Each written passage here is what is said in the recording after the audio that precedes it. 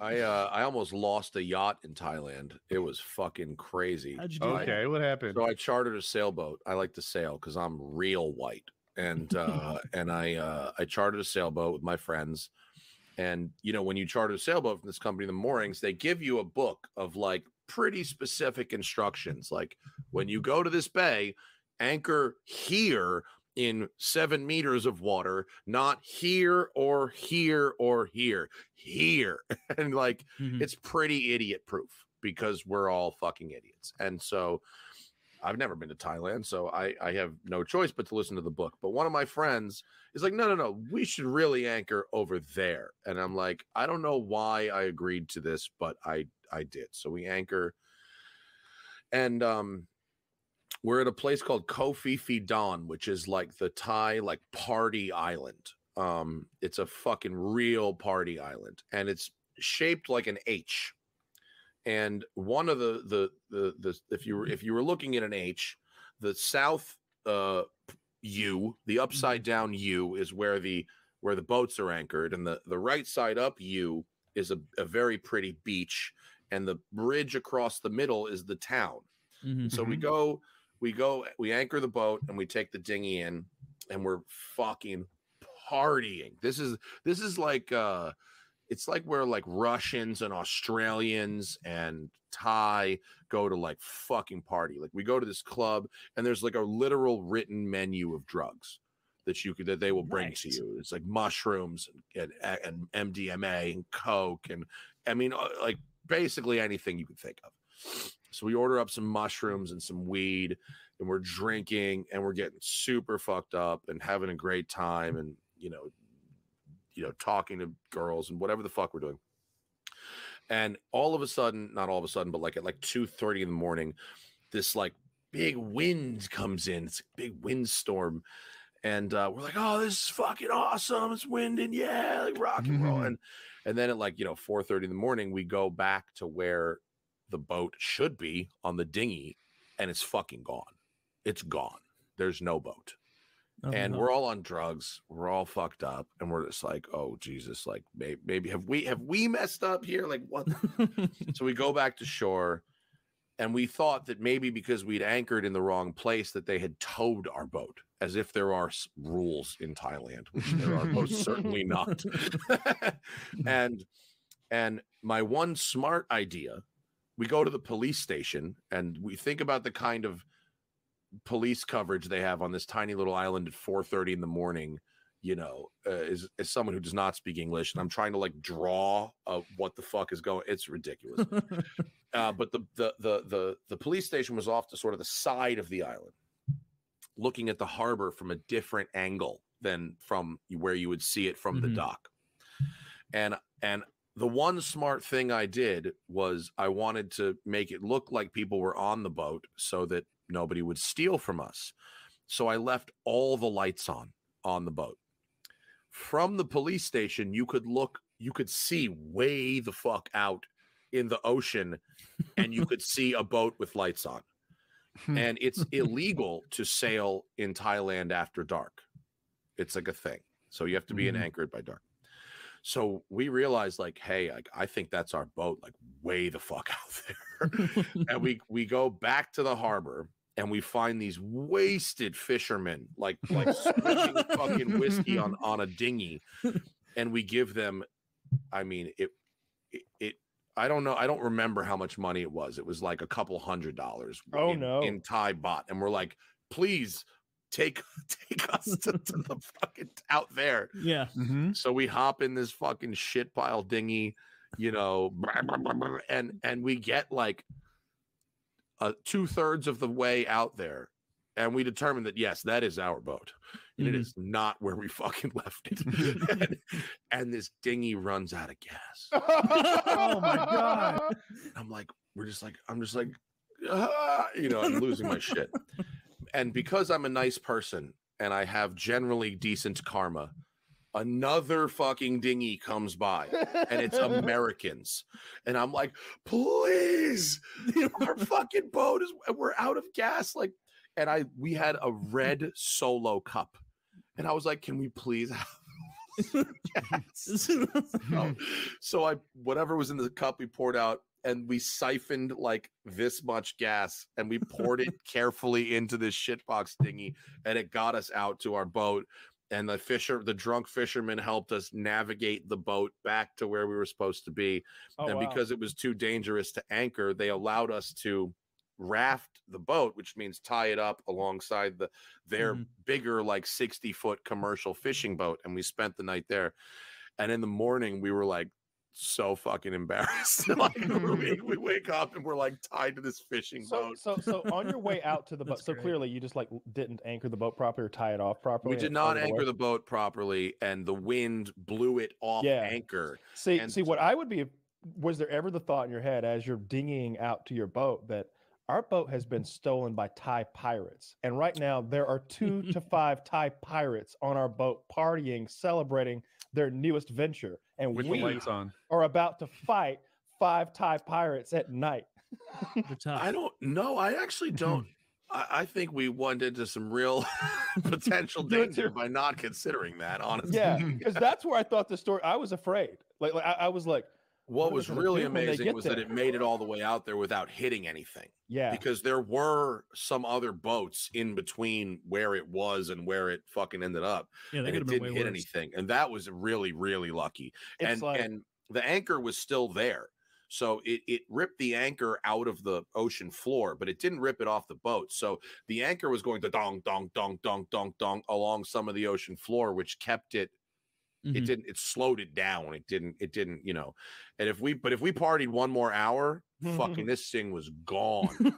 And with everything we owned on it, I mean, with everything, who knows where the fucking thing would have been. When you said you stopped in the middle, I thought like, oh, they're about to get like hustled for like $1,000 or something. Oh man. Well, we gave them the amount of money we gave them was enough for these guys to live on for like a month. I mean, we gave they could have bought a new dinghy, no problem. We gave them real drunk white people money. I mean, it was just like, take everything, just get us to the fucking boat, you know. And it was real sheepish and embarrassing. I mean, they had a great morning.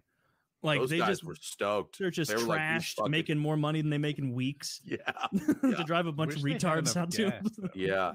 They weren't very good at their jobs. Man, we weren't very good at being tourists. We fucked up. So that was after that. I was straight by the book. And I've chartered other boats, you know, in other places since then. And I tell everybody when we get there, like, listen, we are not second guessing this book for 1 second, because it will be horrible if we do. Finn, do you want to come up? Do you get seasick, Matt? No. I love the motion of the ocean. I do not. It doesn't really bother me either. Really? Yeah.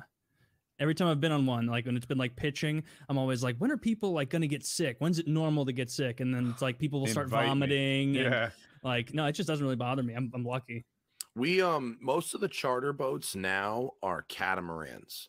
They're not as nice to sail, but they're really dope to live on. They're fucking big and really comfy, and they stay flatter and more stable, and so you're less likely to. Why aren't they as nice to sail? So this gets into some real sailing nerdery, but a monohull boat, a traditional sailboat, you know, you can't sail directly into the wind, right? You can sail side wind, you can sail downwind with the wind, and you can sail really anything in between. But sort of the mark of a great boat is how close you can sail to the wind. And a monohull boat can probably sail about 15 degrees off the wind. So if you're trying to go upwind, you would zigzag and it would kind of look like this. Catamarans, because they have shorter keels, you know, the fin underneath the boat.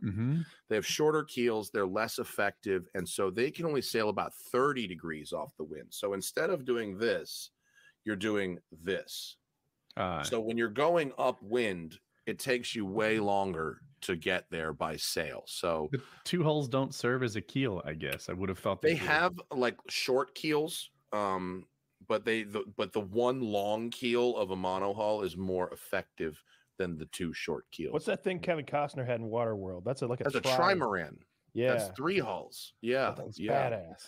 They're fucking kind of cool, actually. You see some really, really wild designs, and there's some, the new like all computer designed yachts and stuff. If you look up some of the like mega yacht trimarans and stuff, there's some really, really bananas James Bond shit going on. Yeah, That's cool. and they're Yeah, fast. He had that like kite sail that he would launch out of the cannon. Right. Yeah.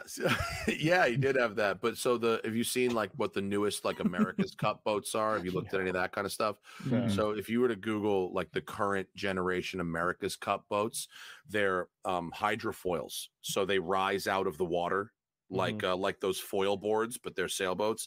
And the sails are not even cloth anymore. They're carbon fiber wings, like a vertical airplane wing, and they are fucking fast. I mean, they go like 40, 50 miles an hour.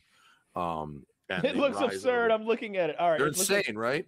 It looks like science fiction. Yeah, that's a cup boat now. And it's just like in the fucking air. It's not a boat. Really, yeah. It's so crazy. The only way I can You believe can't fool me. Yeah. The only way I can believe this is if in my mind I'm like, it's about to come down. Like, on the next thing. But I mean, here's how you know it's hardcore. Those guys on that boat are wearing helmets. That's what I was about to say. Not just helmets. They look like Power Rangers. What are they wearing? Yeah.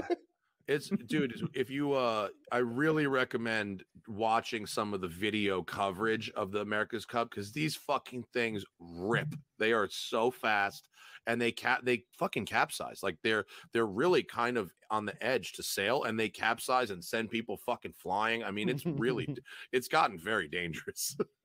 I bet that thing. I had no idea how many people watched these events. Yeah, full carbon. What is that thing on the right? That wing. So that's the hydrofoil. So you can see what you're looking at. The one on the right is it's adjustable, so it's actually lifted up right now to reduce the drag, and you can only see the horizontal one. The one on the left is lowered, and it's in the water, and so the whole boat is sitting on just the load of that. I see it. Port The wind is coming oil. from the right. Yeah. Crazy, isn't it? It's super. What are they I like it a cranking lot. down there when like they're bending down, just going like this? What are they doing? The winches. So those are these guys. So those are connected to the winches that trim the sails. So they're just connected to ropes. So like on your average sailboat, the winch looks like a drum, and you'd crank it like this. Yeah. So by doing it this way, it's just a faster way to do it. Yeah, the winching. You can tell this is like physically strenuous because there are no fat people on any of these races I'm watching. Like they're like fit. Like, you know, when you watch like a bobsled team at the Olympics, you're like, oh, they just get in a bobsled and go. It's like, no, those guys are fucking yoked. They're shredded, like low body fat. They figured out the exact body you want to luge. And they have like smaller versions of those types of boats. Like they have like some really like, there's like a boat called an International 14, and there's some smaller dinghy foil boats where it's like a 2-person boat, and they're standing. You know, you have to use your body weight to counter the wind, and so they're on these things called trapezes, which where you're hanging down off the sails, and you're standing on like scaffolding, and you're well the fuck off the hull of the boat. You're just like in the air. It's very, very wild. Sailing is very cool. Like it still doesn't look real. Like Kevin Costner. Remember when he was hanging? Yeah. Well, I used to do this thing when I would race. When I was a kid, race on big boats. I was like a pretty big dude. So I was a winch guy on a crew of like, not one of these crazy fucking boats, but like a faster, sailboat. And I would do this thing called spinnaker flying, which is the big balloony sail. When you go downwind, when you go upwind, you've just got the 2 sails. And then when you go downwind, they fly the big balloon sail in the front. And that's called the spinnaker. And so the spinnaker has a pole on one side and then a rope on the other side. And you use the pole to spread the sail out. Well, somebody gets to hang from the pole. And that was my favorite shit ever. And you would be up there and you would physically hold the sail open while hanging out, 20 feet in the air over the ocean. So if you Google a picture of spinnaker flying, you get a guy hanging up in the air. And that's one of the most fun things you can do. It's basically like parasailing, but you've got something to do. Have you done any long sails? I did an Atlantic crossing once. Whoa. Yeah, not by myself, but on a bigger boat with like 12, 13 people. It's weird. It's cool, but it's weird. You know, it's like not seeing land for a long time is weird. And long sail is just the traditional looking one. Like if I were to imagine a sailboat, it was just a big, it was a That's big Spinnaker flying. No, that guy's like on vacation. That guy's just like hanging there like a swing. That I think this is like recreational Spinnaker fly, because like when I was Googling, there was like places you can go to do this for fun. Oh yeah, I bet. Yeah. No, if it was in like in a race, what would you call that? That doesn't look stable, what that guy's doing. Well, he's not I don't think that person's going anywhere. I think that boat is on anchor and they're just hanging out there like a swing. Yeah. It doesn't look like, I don't see why one side wouldn't dump the air out of it. I don't see, like, is he carefully managing the two? Is he very skilled? It looks like a tourist. It might be. I've never actually seen someone do that, but I mean, what's the worst thing that happens? You fall in the ocean? I mean, who cares? Probably all right. Yeah, probably. Well, I mean, probably the worst can be swing. What would be very weird about that the worst thing that could happen? Boat looks like it's faced downwind, and so a boat on anchor would be faced into the wind, which would you do that off the other side of the boat. So that might be some kind of staging there. Not really sure, but yeah. Atlantic Crossing was on a 78-foot sailboat. It was a more traditional, mono hull, big sailboat. Yeah. Were you like a crew member on that ship? Or? Yeah. I had very little responsibility besides doing. So where did you go in Europe? I guess Europe. It was England to Long Island, basically. Oh, you came home. We went. We went west. Yeah. Wow, that's awesome. That's a really cool trip. Woody's always wanted to do that, and that might be the way to do it if you think about it, is to fly there and sail back.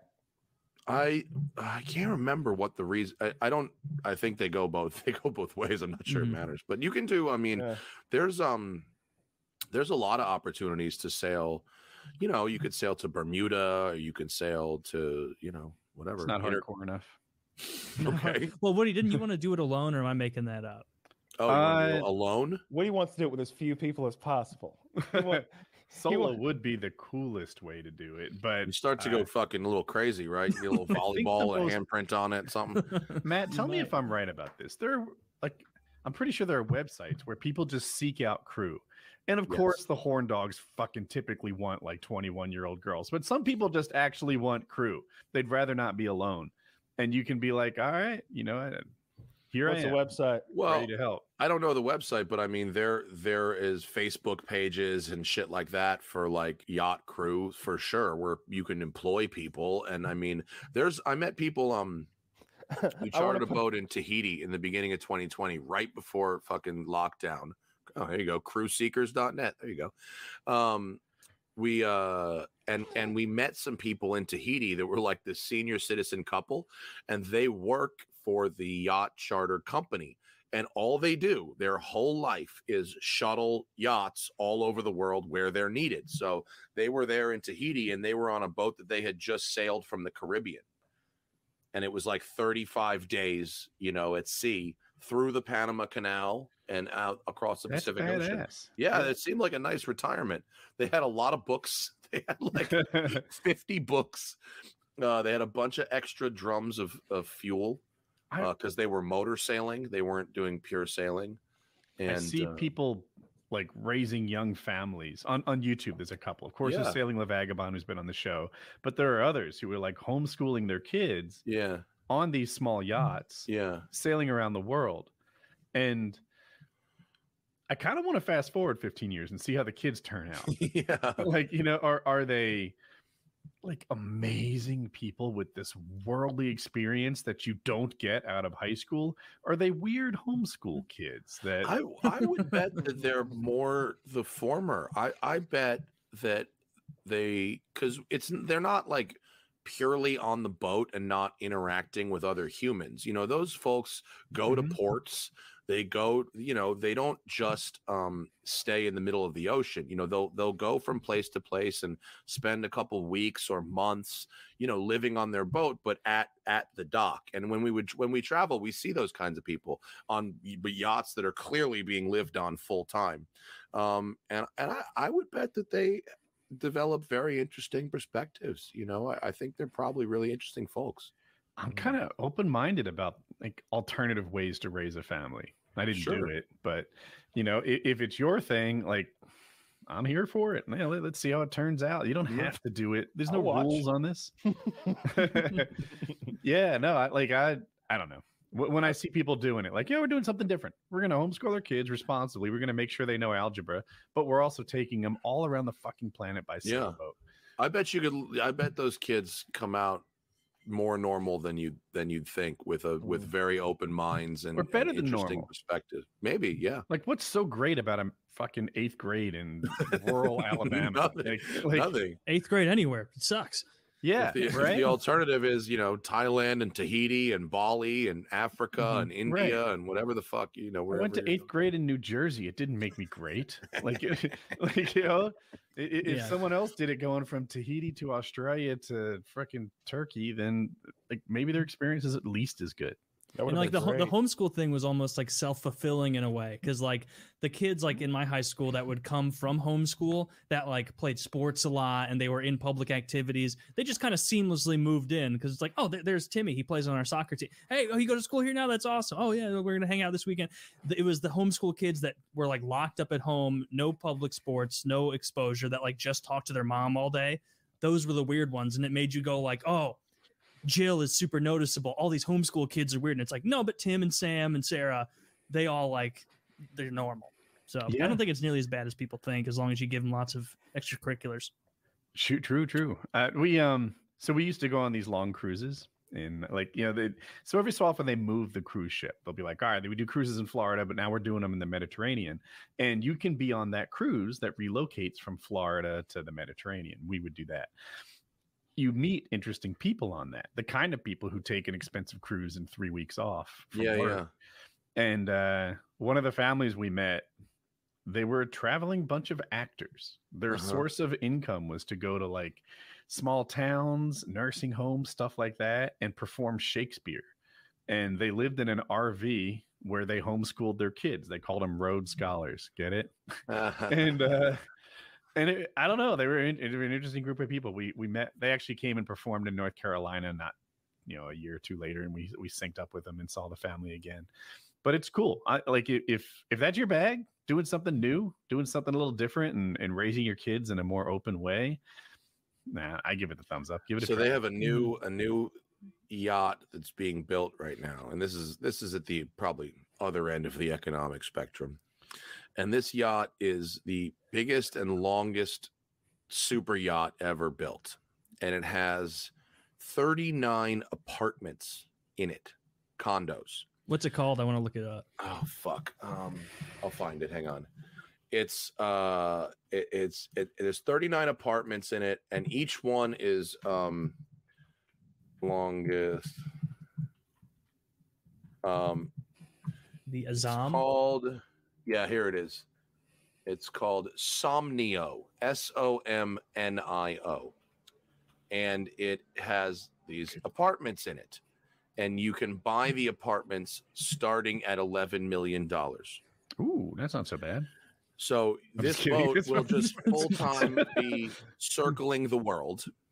And you fly into wherever the nearest major city is, and then chopper to the boat. And you have an apartment on the boat. It's yours permanently. I mean, imagine $11 million for an apartment on a, like, you could buy a sick fucking yacht for $11 million. Yeah. Like the sickest yacht for $11 million. You know what I mean? But has it been successful? Like, have they found enough buyers to make this thing float and travel and like, well, they're building it. I mean, they are building the boat. Yeah, the boat. That photo was a rendering, but they are building this boat. Buildings get halfway built, and ships. It might end up in some other direction, but yeah. I mean, one of the there you go, 728-foot Somnio. You gonna get one, Matt? Vessel. You seem interested? No, dude. If I was gonna have a boat, it would be something that I could use. That would be big enough to live on for a week or two at a time, but small enough that I could manage it pretty much by myself. I don't want to be paying a crew. Under 50. Under 50 for sure. My pops has a 48-foot power boat. He doesn't like to sail, but he's got a 48-foot power boat, and I can manage that totally by myself, and I've lived on it for a week and a half at a time, and that's about right. Yeah. So I would fuck with that. I mean, it looks awesome. I mean, I know those are just renderings, and that stuff often falls flat on its face. Insane. Yeah. But it looks sick. I mean, the mega yacht space right now, you know, what we've seen economically in the last 2 years is the folks who have, are really spending. And so we've seen insane yacht builds that have been finished and delivered, and it's 300 footers, and I mean, just the fucking craziest shit that people are doing with their boats. And I talked to a guy, I have a friend, I'm kind of a watch nerd, so yeah, I know this guy Simon Wolf, who has a company called Wolf Watch Winders, and they're those things that oscillate and they keep your watches wound. And he's talked to me about people who build into their yachts a 300 watch winder cabinet, which is like, I mean, if you think about the implications of all that, it's like, oh my God. They're not putting fucking Timexes in there. I know. What I mean? Yeah, I didn't even think about that side of it. Just a huge amount of money to commit. He's like, think about the implications of that. And I'm like, that is some complicated furniture. He's right. Yeah, no, I'm talking about probably, these watches are $100,000 to $1 million, each of them. So is the furniture. So is the furniture. Yeah, that's probably that unit's probably $2 million. I'd be so scared it would sink all the time when I wasn't there. But the problem now, maybe I'm thinking of this wrong. Maybe I'm just not good at delegating. But if I had a 100-meter yacht, big yacht to me. So that's a big yacht to everybody. 100 meters. It has a huge fucking boat. It has a crew on it that works there. It lives there permanently. As Matt knows, but maybe not everyone fully understands, that when you have a boat in the water, is in a constant state of deterioration. The ocean is attacking it. It is drying out the wood. There's algae trying to grow on it. Houses are deteriorating. Yachts do that times 50. So now you have a new job: maintain the yacht, like keep that thing going. And I guess you can just delegate it all if you're wealthy enough. Be like, well, you do to the crew, yeah. I just went to a car and boat show. Crew. I guess you delegate to a guy that hires the right crew. The captain. Yeah, you delegate. You hire a captain, and they hire the crew. It just feels to me like I have a new business that has only expenses and no revenue that I need to manage. It could have revenue. You could rent the boat out. You could charter it. It could have revenue, and people do that. You're right, and I guess I kind of knew that, but didn't think of it. Yeah. I don't know if they make money or if they just slow their losses. No, they just offset expenses. I was just on a boat, and I went to this car show in Newport, Rhode Island, and Newport is really like a yachting kind of place. And so there was a party adjacent to the car show that was on a boat, and the boat was 160 feet, which is a fucking big boat. We're talking about like 8 bedrooms, bitchin' boat, bigger than 85% of the world's homes. And the boat was for sale because they were using the party to promote the sale of the boat. And this was a boat that was built like in 2008. So we're 12, 13-year-old boat. And just for a sense of scale, they wanted $18 million for the boat. And we met the captain, who was a very nice man, had been on the boat for 10 years. And he said that it was $2.3 million a year to operate. Jesus Christ. Which included everything. Yeah. It's too much. It's just a whole other sense of financial scale. I can't work in those with that many zeros. But we did go in the engine room, and the engineer was like a very Spicoli like character. I mean, I don't know if he was baked out of his face, but the engines were twin 16-cylinder diesels with turbos like this. Like I'm making a beach ball with my fucking hands. And they made 3,500 horsepower each. And that is somehow a lot and not that much. Right? It's both. It's both a lot and not that much. But the boat did 30 miles an hour, which imagine a 160-foot boat going 30. That's ripping. I mean, that's I wonder what a cruise liner can do. 20s, middle 20s probably for a big cruise liner. Yeah. Yeah, I don't think we went that fast most of the time. No, they don't. They have like a you know, a fuel they're going in the high teens or 20. Yeah. And also it might be like kind of uncomfortable for passengers. Oh, I didn't consider that. I bet they also just have like a time they'd like to get there.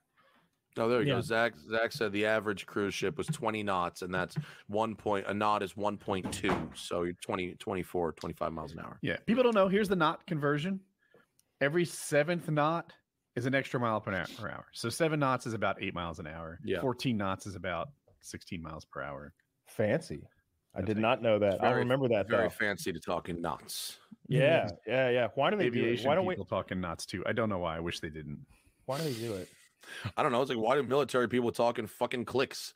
Yeah. I think it's more efficient. Even mean anything? A click is a kilometer. A click is a kilometer, right? Yeah. Is a mic a mile? Just say I don't know. Mike to me always means M. It's like meter. It's situational. I think it's just abbreviation for the letter M. That's look. I certainly wasn't in the military, but that's what I've seen. Is that whenever they need to say like M, they'll say Mike sometimes, because like I know like 40 millimeter, they often call 40 Mike. So knots might predate miles. I think knots might be an older, like fucking. It's definitely like older. Sailing charts still use fathoms. Like I don't know how fathoms are helping. Yeah, a fathom is 6 feet. I wish they still put the monsters on the sailing charts. Ooh, the sea like an old globe. Put a fucking Kraken down there in the bottom left. Let's go. Throw Cthulhu up in the top right.